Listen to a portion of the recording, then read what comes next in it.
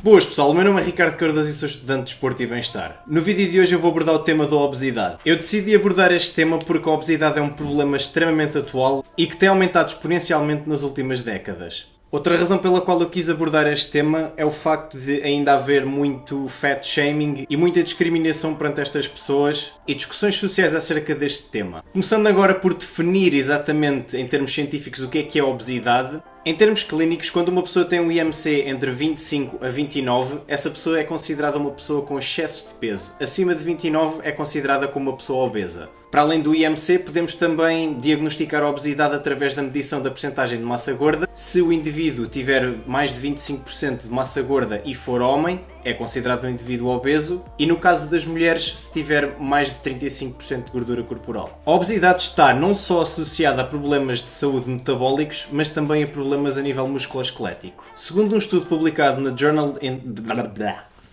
Clinical Endocrinology and Metabolism. Segundo um estudo publicado na Journal of Endocrinology... Olha! Oh, peraí, dá uma mija. Vai.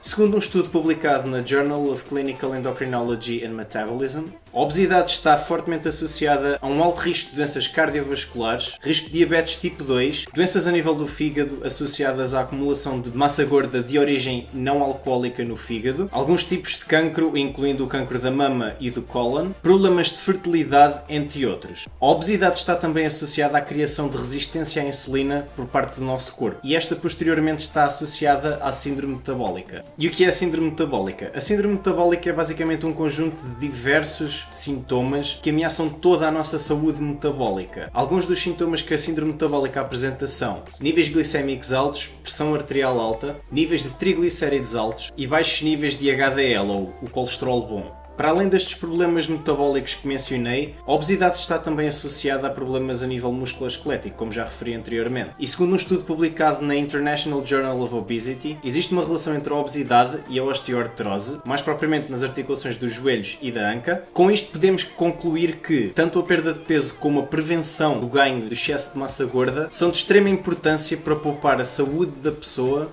e também melhorar exponencialmente a qualidade de vida da mesma. E como é que fazemos isto? Como é que uma pessoa perde peso? Existem muitas teorias na net e existem diversas metodologias e diversas dietas, como por exemplo as dietas ketogénicas, o jejum intermitente, etc. Mas ao fim e ao cabo, o que realmente interessa é ter a certeza que conseguimos controlar o nosso balanço energético. O que é que isto quer dizer? O balanço energético é basicamente um estado que o corpo atinge, onde a quantidade de calorias ingerida é igual à quantidade de calorias gastas pelo indivíduo num definido espaço de tempo. Isto é, pode ser, por exemplo, durante um dia, vamos imaginar que eu gasto em média 2.300 calorias e ingiro 2.300 calorias. Se eu conseguir obter esse balanço energético, eu não vou ganhar nem perder peso. Ou seja, para manter o meu peso, eu vou ter de comer as mesmas calorias que gasto nesse dia. Segundo um outro estudo publicado na revista Circulation, é referido que só existe alteração da massa corporal se a ingestão calórica for diferente do gasto calórico. Isto é, se eu ingerir mais calorias do que aquelas que eu gasto, eu vou ganhar peso. E se ingerir menos calorias do que aquelas que eu gasto, eu vou perder peso. Fundamentalmente é esta a ideia principal de ganha e da perda de peso. Embora ainda haja muita gente que goste de pôr a culpa em certos macronutrientes, como por exemplo os hidratos de carbono, costumam ser sempre os vilões.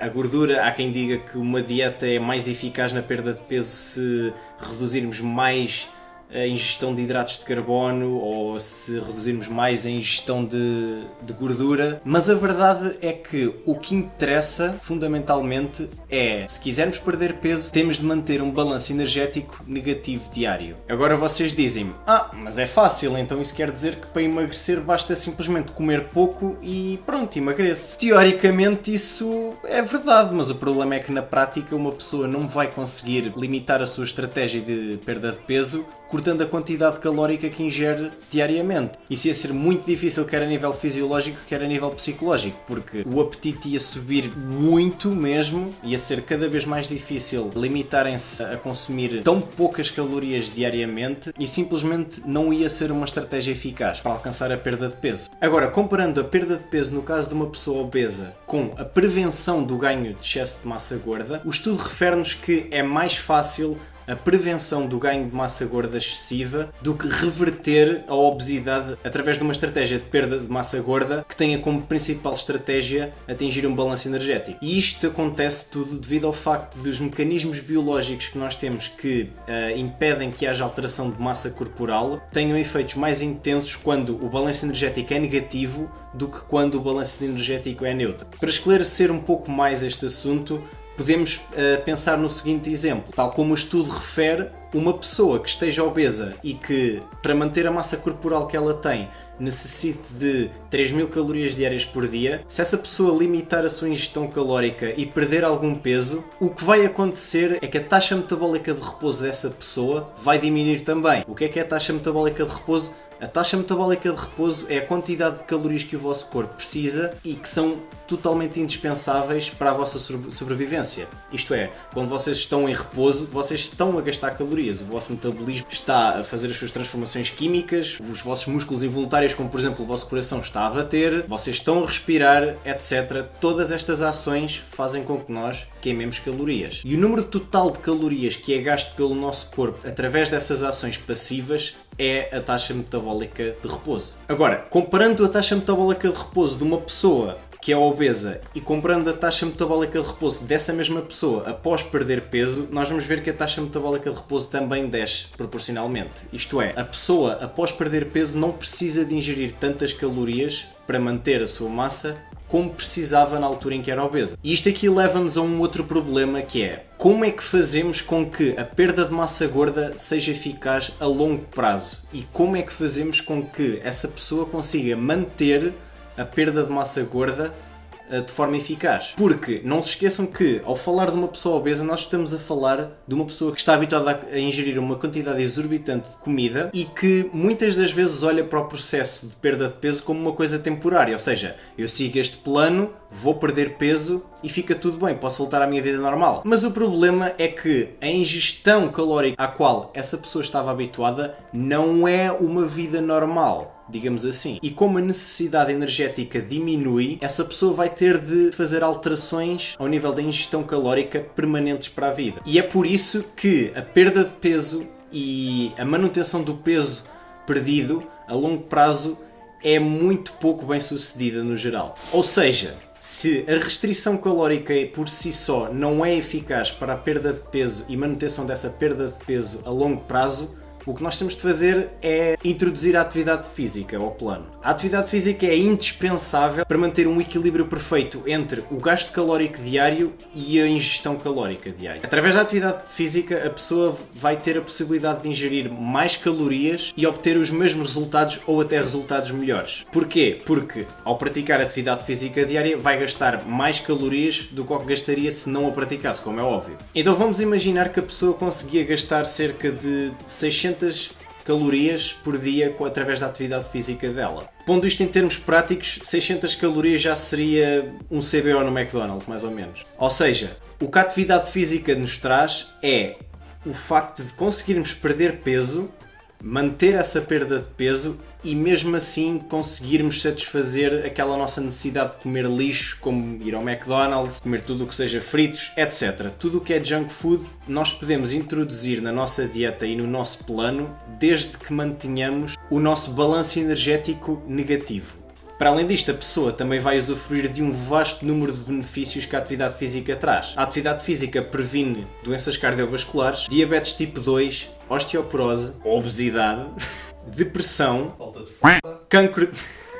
cancro da mama e do cólon. Todos estes benefícios podem ser adquiridos através das recomendações da American College of Sports Medicine. Estas recomendações passam por uma carga de atividade física de cerca de 30 minutos diários de atividade física aeróbica, isto é, exercício cardiovascular. Este exercício pode ser feito através de caminhadas, nadar, correr, etc. Ou seja, Nós, com 30 minutos diários de atividade física aeróbia, temos acesso a uma infinidade de benefícios para a nossa saúde. Agora, eu com isto não estou a dizer que 30 minutos por dia chega para curar a obesidade ou para perder massa gorda. Como eu referi anteriormente, nós temos de olhar para o balanço energético do nosso corpo e temos que perceber se o número de calorias que estamos a queimar é superior ao número de calorias que estamos a ingerir. Para além disto, os indivíduos que também fazem alguma atividade física vigorosa, para além da atividade física moderada recomendada pela American College of Sports Medicine, obtêm benefícios significativos adicionais. Agora, com este vídeo, o meu objetivo não foi dar uma chapada na cara dos obesos, porque não se ganha nada com isso. Muito pelo contrário.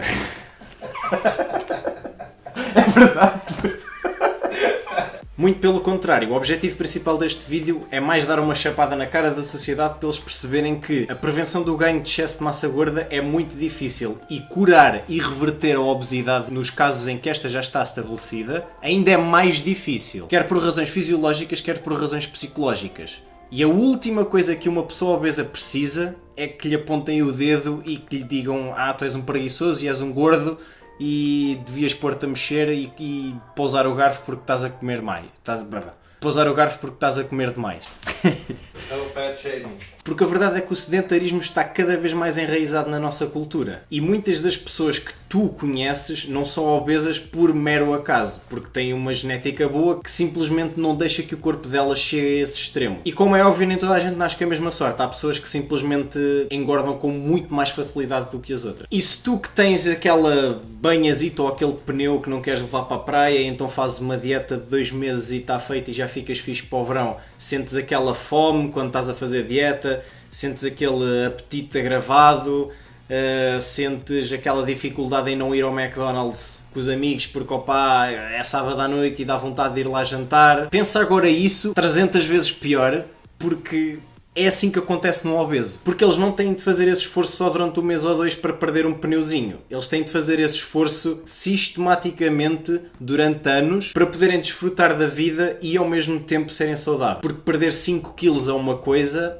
e perder 30 é outra completamente diferente. Outra razão pela qual vocês não devem apontar o dedo às pessoas que têm excesso de peso ou às pessoas que são obesas é o simples facto de que essa discriminação e esse apontar o dedo vai baixar cada vez mais a autoestima dessas pessoas que já não têm propriamente uma autoestima alta. E isso vai diminuir ainda mais a probabilidade delas conseguirem adotar um estilo de vida mais saudável e adotarem um plano de perda de massa gorda eficaz a longo prazo. O que essas pessoas mais precisam não é discriminação, mas sim de apoio. E pronto, é isso, pessoal. Se gostaram do vídeo, metam aí um likezinho, comentem, deem a vossa opinião em relação ao assunto, abram aí uma discussão civilizada nos comentários e sem mais nada a dizer, tchau!